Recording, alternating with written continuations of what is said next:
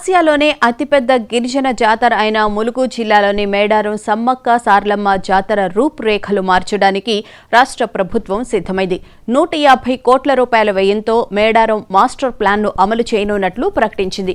ఈ ప్రణాళికలో భాగంగా సమ్మక్క సార్లమ్మ పగిడిద్దరాజు గోవిందరాజుల గద్దెలకు కొత్త డిజైన్ను రూపొందిస్తున్నారు. గిరిజనుల సంప్రదాయాలకు భంగం కలగకుండా గద్దెలన్నీ ఒకే వరుసలో ఉండేలా నిర్మించనున్నారు.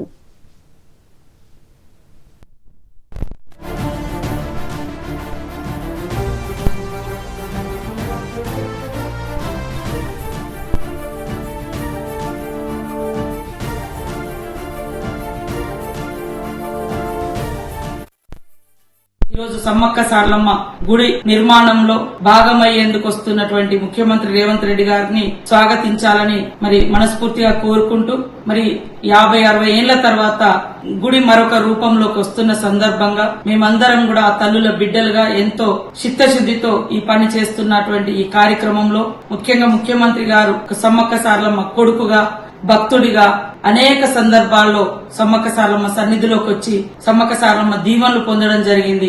ఆ తల్లుల యొక్క భక్తులకు మరిన్ని సౌకర్యాలు కల్పించాలి. తల్లులు సమ్మక్క సార్లమ్మ కీర్తి విశ్వాసం ప్రజలకు కొంగు బంగారంలా ఉంది. అది కొన్ని వందల సంవత్సరాలు ఉండాలనే విధంగా చేస్తున్నటువంటి గుడి నిర్మాణంలో రాజకీయాలు, సమస్యలు, కులాలు, మతాలు అనేది లేకుండా తల్లుల భక్తులందరూ కూడా తరలి వచ్చి ఈ కార్యక్రమాన్ని విజయవంతం చేయాల్సిందిగా పేరు పేరున ములుగు నియోజకవర్గ ప్రజలకు, ములుగు జిల్లా ప్రజలకు, సమ్మక్క సార్లమ్మ భక్తులందరికీ, రాష్ట్రంలో ఉన్న సమ్మక్క సార్లమ్మ భక్తులకందరికీ కూడా విజ్ఞప్తి చేస్తా ఉన్నాం.